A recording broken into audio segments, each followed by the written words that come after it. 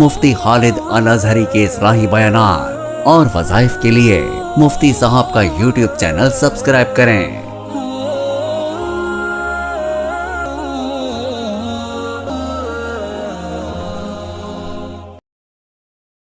نحمده ونصلي ونسلم على رسوله الكريم اما بعد فاعوذ باللہ من الشیطان الرجیم بسم اللہ الرحمن الرحیم۔ معزز ناظرین کرام، السلام علیکم ورحمۃ اللہ وبرکاتہ۔ رمضان مبارک کے اختتام پر جو چاند رات ہوتی ہے، یکم شوال کی رات، یہ رات بہت زیادہ اہمیت کی حامل ہے۔ اسے لیلۃ الجائزہ کہتے ہیں۔ اس رات میں رمضان مبارک میں جو اعمال کیے ہوتے ہیں، ان اعمال پہ اللہ تبارک و تعالیٰ کی طرف سے انعامات کی تقسیم کا سلسلہ ہوتا ہے۔ اس رات کے لیے ایک خاص عمل ہے۔ اگر کوئی شخص اس رات میں جاگ کے یہ عمل کر لے تو اللہ تبارک و تعالیٰ اس کے لیے ہر طرح کی آسانی پیدا کر دیتے ہیں۔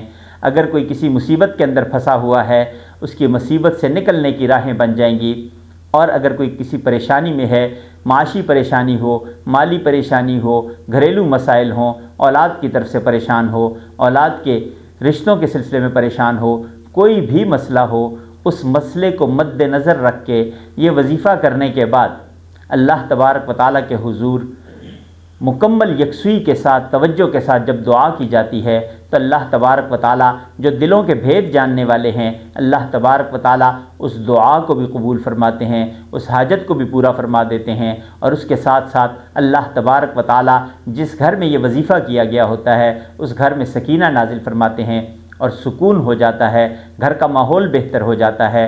آپس کی جو لڑائیاں ہیں، میاں بیوی کی لڑائی، آپس کی چپکلشیں، ساس بہو کی لڑائی، یہ ساری لڑائیاں اللہ تبارک و تعالیٰ اتفاق میں بدل دیتے ہیں۔ یہ لڑائی جھگڑے اتفاق میں تبدیل ہو جاتے ہیں، اور اللہ تبارک و تعالیٰ اس وظیفے کی برکت سے اللہ رحم فرماتے ہیں اور ایسا کرم فرماتے ہیں کہ گھر میں سکون ہو جاتا ہے، مالی معاملات بہتر ہونے لگتے ہیں۔ اور یہ چیز مد نظر رہنی چاہیے کہ ایسا نہیں ہے کہ ادھر وظیفہ کیا ادھر فوراً کام ہو گیا، بلکہ یہ وظیفہ اس کام کے لیے راہیں ہموار کر دیتا ہے، اور راہیں ہموار ہوتے ہی وہ کام سدھرنا اور بننا شروع ہو جاتا ہے۔ کرنا میرے اللہ نے ہے، سبب ذرائع اللہ تبارک و تعالیٰ نے بنائے ہیں۔ یہ وظائف اللہ تبارک و تعالیٰ کے قرب کا ذریعہ ہے، اللہ سے مانگنے کا ایک ذریعہ ہے۔ تو ان ذرائع کو اختیار کرنے کے بعد جب کوئی شخص اللہ کے سامنے ہاتھ اٹھاتا ہے تو اللہ تبارک و تعالیٰ اس کی قبولیت کو مزید بڑھاتے ہوئے اس میں جلد از جلد اسے قبول کر لیتے ہیں۔ اس شخص کی عاجزی کو، اس کی انکساری کو، اس کی توجہ کو، اس کے مانگنے کو اور اس کے یقین کو دیکھتے ہوئے اللہ تبارک و تعالیٰ اس پہ فضل فرماتے ہیں۔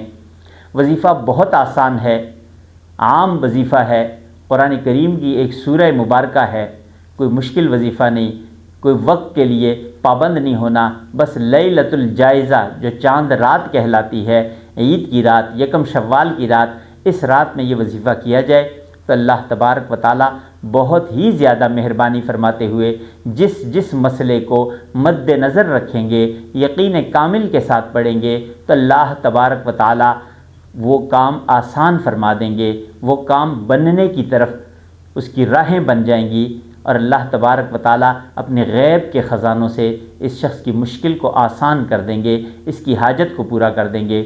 وہ وظیفہ سورہ کوثر کا وظیفہ ہے۔ سورہ کوثر پڑھنی ہے، اور سورہ کوثر 303 مرتبہ اس رات میں پڑھنی ہے، بسم اللہ الرحمن الرحیم کے ساتھ۔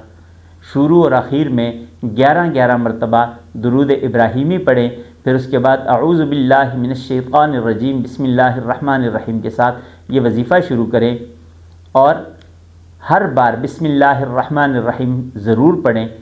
اس طریقے سے یہ وظیفہ کرنے کے بعد اللہ تبارک و تعالیٰ کے حضور دعا کریں، اللہ تبارک و تعالیٰ ہر حاجت کو پورا فرما دیں گے، ہر ضرورت کو پورا کر دیں گے، اور جس کام کے لیے، جس مقصد کے لیے یہ وظیفہ کیا گیا ہوگا، اس کے لیے راہیں بننا شروع ہو جائیں گی۔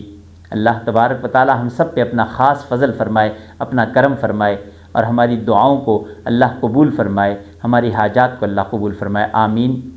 زندگی باقی، ملاقات باقی۔ وآخر دعوانا ان الحمد للہ رب العالمین۔